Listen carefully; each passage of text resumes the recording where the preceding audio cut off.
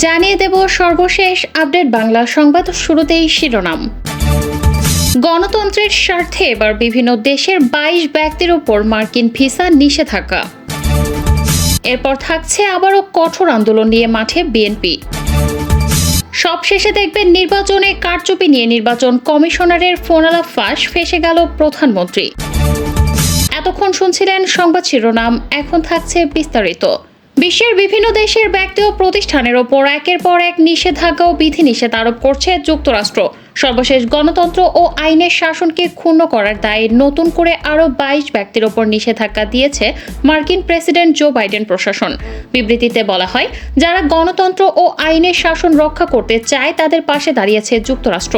অভিবাসন ও জাতীয়তা আইনের অধীনে আমরা গণতন্ত্র এবং আইনের শাসনকে ক্ষুণ্ণ করার জন্য ২২ ব্যক্তির উপর ভিসা নিষেধাজ্ঞা আরোপ করার পদক্ষেপ নিচ্ছি। নিষেধাজ্ঞার ভয় দেখিয়ে ভারত রাশিয়ার মধ্যকার সম্পর্ক নষ্ট করার চেষ্টা করছে যুক্তরাষ্ট্র, এমন দাবি করেছেন ভারতে নিযুক্ত রাশিয়ার রাষ্ট্রদূত ডেনিস আলিপভ। তিনি দাবি করেছেন, দীর্ঘদিন ধরেই রাশিয়া ভারতের ভরসাযোগ্য ও আস্থাভাজন বন্ধু হলেও নয়াদিল্লি এবং মস্কোর মধ্যে দূরত্ব তৈরির জন্য ভারতের উপর নিষেধাজ্ঞা চাপানোর হুঁশিয়ারি দিচ্ছে ওয়াশিংটন। যদিও রাশিয়ার রাষ্ট্রদূতের এমন মন্তব্যের প্রেক্ষিতে ভারতের বিদেশ মন্ত্রণালয়ের তরফে এখন পর্যন্ত কোনো মন্তব্য করা হয়নি। রাশিয়ান সংবাদ মাধ্যম আরটি নিউজ এজেন্সিতে প্রকাশিত ডেনিসের সাক্ষাৎকার উদ্ধৃত করে সংবাদ সংস্থা এএনআই এর প্রতিবেদনে বরাতে হিন্দুস্তান টাইমস জানায়, ভরসাযোগ্য, আন্তরিক, শুভাকাঙ্ক্ষী এবং দীর্ঘদিনের বন্ধু হিসেবে ভারতে খ্যাতি আছে রাশিয়ার। ভারতের সামাজিক এবং অর্থনৈতিক উন্নয়নের ক্ষেত্রে সোভিয়েত ইউনিয়ন যে গুরুত্বপূর্ণ অবদান রেখেছিল তার কারণেই মূলত এমন ভাবমূর্তি তৈরি হয়েছে, যে ভাবমূর্তি এখনো আছে। কিন্তু যুক্তরাষ্ট্র সেই সম্পর্ক নষ্ট করার চেষ্টা করছে এমন অভিযোগ করে রাশিয়ার দূত বলেছেন যে মার্কিন কর্মকর্তারা এখানে আসেন তারা একেবারে সরাসরি এটা বলতে কুণ্ঠাবোধ করেন না যে তারা নয়াদিল্লিকে মস্কোর কাছ থেকে দূরে সরিয়ে দেওয়ার জন্য কাজ করছেন। পরোক্ষভাবেই নিষেধাজ্ঞা চাপানোর হুমকি দিতেও পেছপা হচ্ছেন না তারা। এইখানেই থেমে থাকেননি রাশিয়ার দূত। তিনি বলেন, কোনো ভারতীয় সহযোগীকে সতর্কভাবে চলতে হচ্ছে।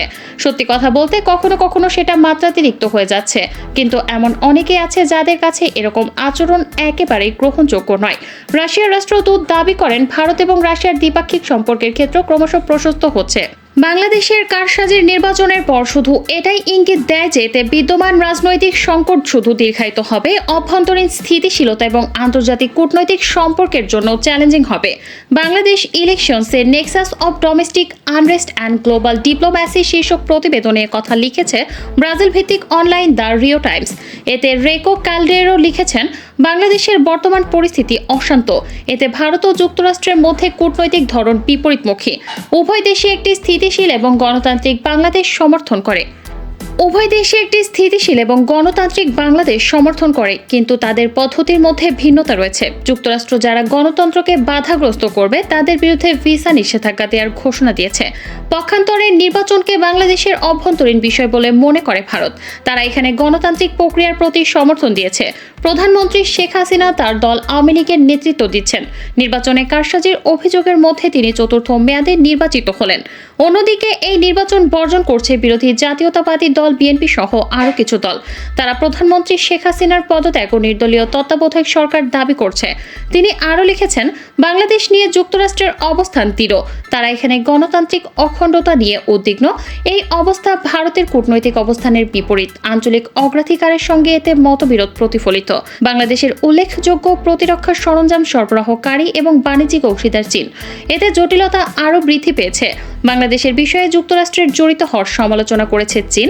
তারা সমর্থন করে শেখ হাসিনার সরকারকে। এতে ইন্দো প্যাসিফিকে বাংলাদেশের কৌশলগত মূল্য প্রতিফলিত হয়। পিনাকি ভট্টাচার্য বলেন, নির্বাচন পরবর্তী বাংলাদেশে একটি নতুন ধারা লক্ষ্য করেছি আমরা। বাংলাদেশে প্রথমবারের মতো মোটামুটি ঘোষিত আইনসিদ্ধ এবং কার্যত একটি একদলীয় শাসন চালু হলো। 1975 সালে তৎকালীন আওয়ামী লীগ সরকার যে বাকশাল কায়েম করেছিলেন সেটাকে এবার তারা একটি কার্যকর রূপ দিল চতুর্থ মেয়াদের ক্ষমতায়। এবার যে নির্বাচন অনুষ্ঠিত হয়েছে এটাকে আমি কোনোভাবেই নির্বাচন বলতে রাজি নই। নির্বাচন হয়নি, বরং হয়েছে আসন ভাগাভাগির একটি খেলা। এই আসন ভাগাভাগির খেলায় আওয়ামী লীগ 224টি আসন পেয়েছে আর 62টি আসন পেয়েছে স্বতন্ত্র প্রার্থীরা। এই 62 জন স্বতন্ত্র প্রার্থীর মধ্যে 59 জন আবার আওয়ামী লীগের পদধারী।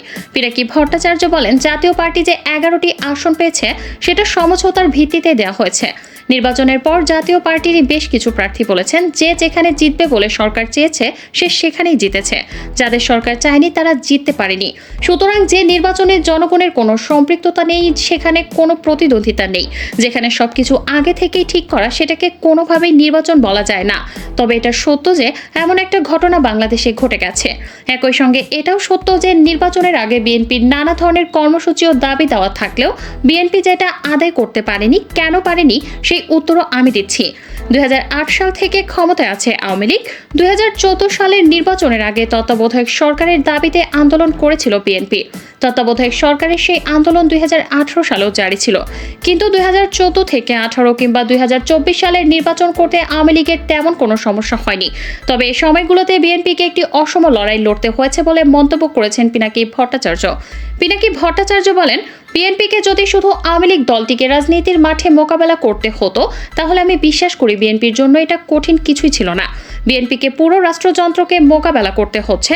রাষ্ট্রের প্রতিটি প্রতিষ্ঠানকে দলীয়করণ করা হয়েছে।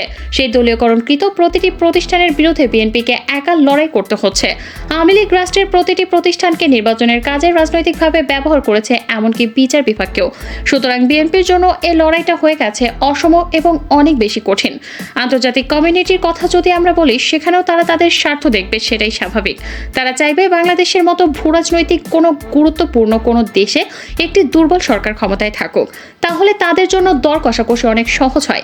আমি যদি 2008 সালে ক্ষমতায় আসা আওয়ামী লীগের কথা বলি, তখন আওয়ামী লীগ সরকারের পায়ের নিচে কিছুটা হলেও মাটি ছিল। তাদের কথায় শক্তি ছিল, কারণ তারা নির্বাচন করে এসেছিল। 2008 সালে ক্ষমতায় আসা আওয়ামী লীগ তখন বলেছিল তিস্তার পানি না দিলে ট্রানজিট দেব না। যদিও তিস্তার পানি আমাদের অধিকার এবং ট্রানজিট একটি স্পেশাল সুবিধা, দুটিকে একসঙ্গে তুলনা করা যায় না। তারপরও এটুকু দর কষাকষি শেখ হাসিনা 2008 থেকে 14 মেয়াদে করতে পেরেছিলেন। তারপর আর সেই দর কষাকষির শক্তি শেখ হাসিনার ছিল না। ফলে আমরা দেখলাম তিস্তার পানি তো দূরেই থাক, 54টি অভিন্ন নদী নিয়েও কোনো রকম কিছু হয়নি। উল্টো ফেনী নদীর পানি দিয়ে আসা হলো। এখন আমরা ট্রানজিট, ট্রান্সশিপমেন্ট সবই দিচ্ছি। সুতরাং আমাদের প্রতিবেশীরা সহ আন্তর্জাতিক মহল চাইবে দর কষাকষির সুবিধার্থে বাংলাদেশে একটি দুর্বল সরকার ক্ষমতায় থাকুক। সুতরাং এই সরকারের প্রতি তাদের এক ধরনের সমর্থন রয়েছে এবং এটাই স্বাভাবিক। এক দফার আন্দোলনের কাঙ্ক্ষিত ফল না আসার কারণ চিহ্নিত করার পর শিগগিরই সাংগঠনিক অ্যাকশনে যাচ্ছে বিএনপি। গুরুত্বপূর্ণ অঙ্গ সংগঠনগুলো রাজপথে কার্যকর ও প্রত্যাশিত ভূমিকা না রাখায় দ্বাদশ জাতীয় সংসদ নির্বাচনের আগে সরকার বিরোধী আন্দোলনে চূড়ান্ত সাফল্য আসেনি বলে মনে করে দলটি। এছাড়া আগামী দিনে আন্দোলন জোরদার করার লক্ষ্যে বিভিন্ন সময়ে বহিষ্কৃতদের দলে ফেরানোর সিদ্ধান্ত হয়েছে। সাংগঠনিক পুনর্গঠন প্রক্রিয়া নিয়ে গত কয়েকদিনে দলের বিভিন্ন স্তরের সঙ্গে হাইকমান্ডের সিরিজ বৈঠকে এসব সিদ্ধান্ত নেওয়া হয়েছে বলে সংশ্লিষ্ট সূত্রে জানা গেছে।